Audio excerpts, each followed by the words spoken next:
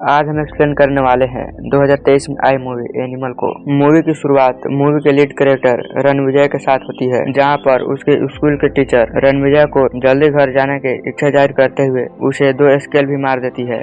तभी रणवीर के दोनों बहनों को दिखाया जाता है। ये सभी बच्चे दौड़ते हुए घर आ रहे थे क्योंकि आज इनके पापा यानी बलबीर सिंह का बर्थडे होता है और बलबीर सिंह का एक स्वास्तिक नाम की एक स्टील फैक्ट्री भी है। पूरे शहर में उनका नाम चलता है, लेकिन आज वो घर पर नहीं है। इस पर रणविजय अपने पापा को बर्थडे विश करने के लिए फैक्ट्री तक भी चला जाता है, लेकिन वहाँ पर भी वो नहीं मिलते हैं क्योंकि वह बिजनेस मीटिंग के लिए कहीं दूसरे जगह निकल चुके होते हैं। करीब रात के 10 बजे वह घर आते हैं। तभी रणविजय की माता कहती है कि रणविजय आपका सुबह से वेट कर रहा था, लेकिन आप घर नहीं आए। तभी बलबीर सिंह रणविजय के कमरे में घुसते हैं और देखते हैं कि रणविजय के हाथ में एक चिट्ठी पड़ी हुई है, जिस पर लिखा हुआ है कि पापा, आप तो इस जन्म में मेरे पापा है, लेकिन मैं चाहता हूँ कि अगले जन्म में मैं आपके फादर रहूँ और आप मेरे बेटे। फिर देखना मैं आपसे कितना प्यार करता हूँ। और अगेन फिर सीन रिपीट होगी, यानी कि मैं पापा और आप बेटा। फिर देखते हैं कि हम दोनों की केमिस्ट्री कैसी रहती है। अब कहानी 25 साल आगे निकलती है, जहाँ पर हम देख पाते हैं कि अब रणवीर सिंह ऑलमोस्ट बड़ा हो चुका है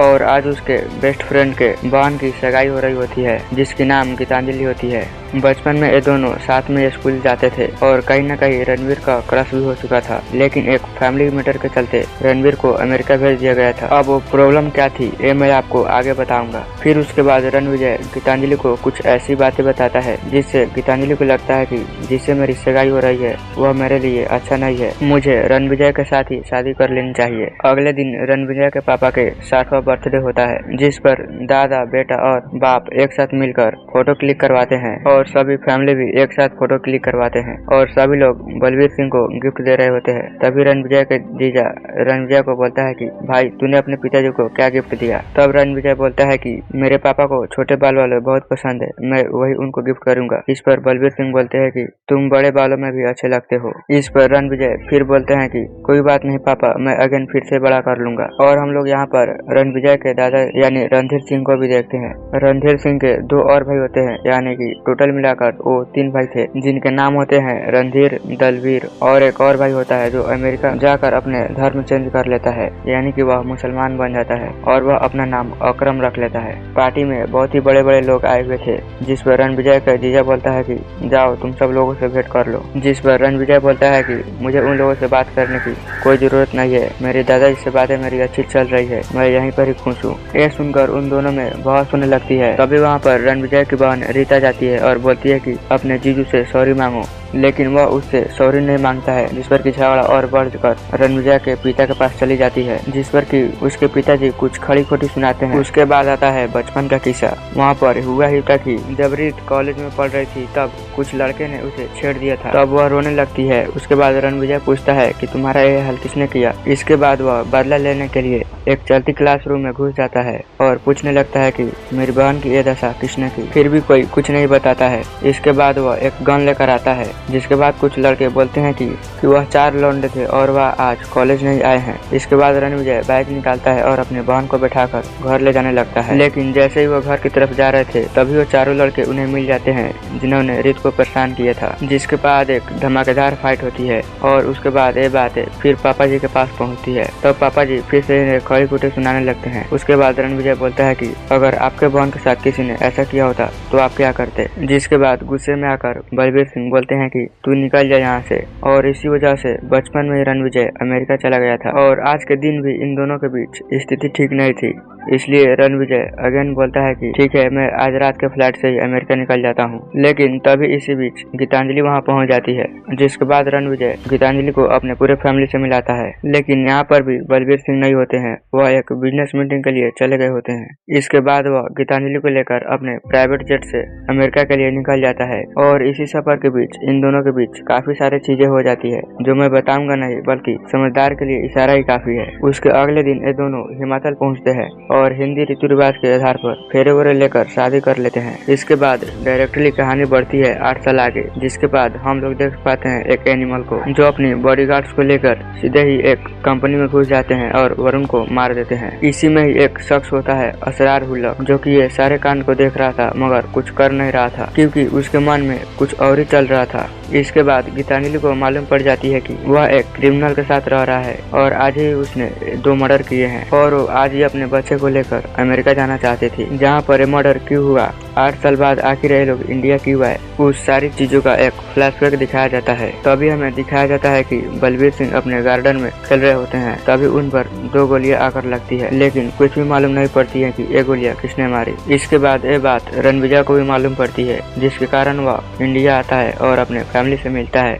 और अपने पिताजी से कुछ बातें भी करता है। जिसके बाद बलबीर सिंह बोलते हैं कि जब मुझे पहली गोली लगी तब मुझे तुम्हारा ही ख्याल आया, क्योंकि मैं जानता हूँ मैंने आज तक जो तुम्हारे साथ किया है वह सब गलत ही किया है। इसी बीच रणविजय की मुलाकात मिश्रा अंकल से होती है, जो बलबीर सिंह के काफी खास और करीबी दोस्त थे। इसके बाद वो बताते हैं कि ये पहली बार हमला नहीं हुआ है, इसके पहले भी कितने बार हमले हो चुके हैं, लेकिन ये हमले खत्म होने के नाम ही नहीं लेते और इसी के चलते वर्करों ने भी काम पर आना छोड़ दिया है। जहाँ पर रणविजय सीधे अपने फैक्ट्री में पहुँचता है और अपने वर्करों को भाषण देते हुए बोलता है कि जिसने भी पापा पर गोली चलाई उसका गाला मैं अपने हाथों से काटूंगा। हम लोगों ने पहले ही इंडिया के लिए बहुत कुछ किए हैं और आगे करते ही रहेंगे। अब रणविजय को अच्छी तरह से मालूम पड़ चुकी थी कि अगर उसके पापा के लिए सेफ्टी बनाना हो तो कुछ तगड़े बॉडीगार्ड लेने होंगे। इसके बाद वह सीधे अपने दादाजी के भाई दलबीर सिंह के पास पहुँच जाता है और बोलता है कि मुझे कुछ बॉडीगार्ड की जरूरत है। इसके बाद बॉडीगार्ड यानी कि कजन मना करने लगते हैं, लेकिन दादाजी की एक ही आवाज पर वो सारे एक साथ हो जाते हैं और क्रिमिनल को ढूंढने लगते हैं। और जैसा कि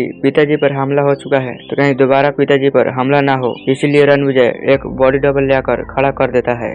जिसके बाद उस बॉडी डबल को बलबीर सिंह की चाल ढाल और उनके हरकतों के बारे में बताया जाता है। इसके बाद जैसे ही बॉडी डबल अपने परिवार वालों से मिलने के लिए जाता है, वैसे ही रास्ते में ही असरार अपने बॉडीगार्ड को लेकर उस बॉडी डबल को रास्ते में ही ठोक देता है, ये समझकर कि वह बलबीर सिंह है। खबर रणविजय के फैमिली में भी पहुंच जाती है, लेकिन यहाँ मालूम पड़ती है कि बलबीर सिंह तो अभी जिंदा है। जिसके बाद वरुण बलबीर सिंह को देखता है तो उसका होश उड़ जाता है। इसके बाद वह कॉल करके असरार को बोलता है कि तुमने जिसको मारा वह बॉडी डबल था। इसके बाद असरार बोलता है कि ठीक है, बलबीर को मारने का काम तेरा, मैं इस छोटे रणविजय को मार दूंगा। मगर उसका कॉल टैप हो रहा था और ये सारी खबर फैमिली में फैल जाती है। और जो थोड़ी देर पहले हमने वो सीन देखा था कि कैसे एनिमल अपने पूरे बॉडीगार्ड को लेकर एक फैक्ट्री में जाता है और वरुण को मार देता है, तो वो यहाँ से कनेक्टेड होता है। अब रणवीर को मालूम होती है कि असरार के लोग उसे मारने के लिए आएंगे, तो इसके लिए वह एक बड़ी गन का ऑर्डर दे देता है। अब असरार कौन है? वो है एक मल्टीबिलियनर कंपनी का मालिक जो स्वास्तिक स्टील फैक्ट्री को अपने अंडर कर लेना चाहता है और अपने कंपनी को और ज्यादा बढ़ाना चाहता है। इसके बाद हमें सीन दिखाया जाता है उस गन का, और उस गन से रणविजय 300-350 लोगों का खात्मा कर देता है। और यही सीन थिएटर में कान फाड़ रहा था। खैर कोई बात नहीं, यहाँ पर असरार मारा जाता है, लेकिन हम देखते हैं कि रणविजय को भी कुछ गोलियां लगी होती है।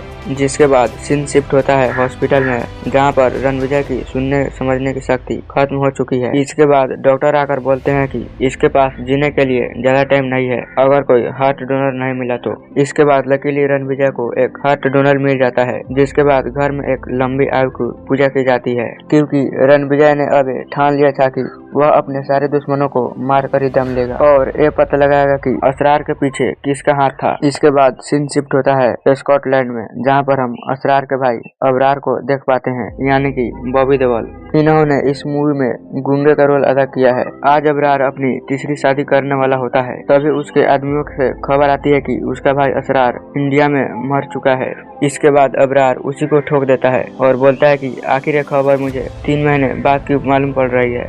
ये बात सुनकर अबरार की गुस्सा 7वें आसमान पर था, और जिसे उसकी शादी होने वाली थी वह उससे पहले ही सेक्स करने लगता है। और जब उसका उससे मन नहीं भरता है तब वह अपनी दोनों बीवियों को भी बुलाता है और फिर तीनों के साथ सेक्स करता है। इसके बाद सीन शिफ्ट होता है इंडिया में, जहाँ पर हमें जोया को दिखाया जाता है, जहाँ पर जोया रणविजय को बोलती है कि तुम्हें जिसने अपना दिल दिया वह मेरे होने वाले हस्बैंड थे। जिस पर रणविजय बोलता है कि कोई बात नहीं, अगर तुम्हें अपने होने वाले हस्बैंड की दिल की धड़कन सुननी हो तो मेरे पास आ जाना। इसके बाद वह अपने दादाजी के घर में रहने के लिए जगह भी दे देता है और फिर इन दोनों के बीच कुछ इंटीमेसी भी होती है और यह बातें गीतांजलि को मालूम पड़ जाती है, जिसके बाद गीतांजलि उसे छोड़ने के लिए बात करने लगती है। इस पर रणविजय बोलता है कि यह सब मेरे प्लान का एक हिस्सा है। इस पर गीतांजलि बोलती है कि तुम्हारे पापा के लिए तुम्हारा प्यार रोग नहीं जोग है। इसके बाद रणविजय जोया के पास पहुंच जाता है और जितने भी लव बर्ड्स होते हैं और थोड़ी देर बाद कंपनी के मालिक को बुलाकर बोलते हैं कि लव बर्ड्स की रोल्स रॉय अच्छी है। और थोड़ी देर बाद कार की डिलीवरी भी हो जाती है, लेकिन उस कार में बम फिट किया होता है और इन दोनों को बैठने से पहले ही वह कार ब्लास्ट हो जाता है। इस पर जोया को बहुत ही टेंशन हो रही होती है, जिस पर रणविजय बोलता है कि तुम टेंशन मत लो क्योंकि एक तरफ से तुम मेरी वाइफ ही हो। इस पर जोया बोलती है कि मैं एक डबल एजेंट बनकर काम कर रही हूँ, मुझे अबरार ने तुम्हारे पास भेजा है ताकि मैं तुम्हारी सारी इंफॉर्मेशन उसके पास पहुँचाती रहूँ। उसका प्लान यह है कि वह तुम्हारी तरह एक शख्स इंडिया में भेजेंगे और उसके बाद तुम्हें ऑलरेडी मार दिया जाएगा, जिसके बाद वह शख्स तुम्हारे सारी फैमिली को एक एक करके मार डालेगा।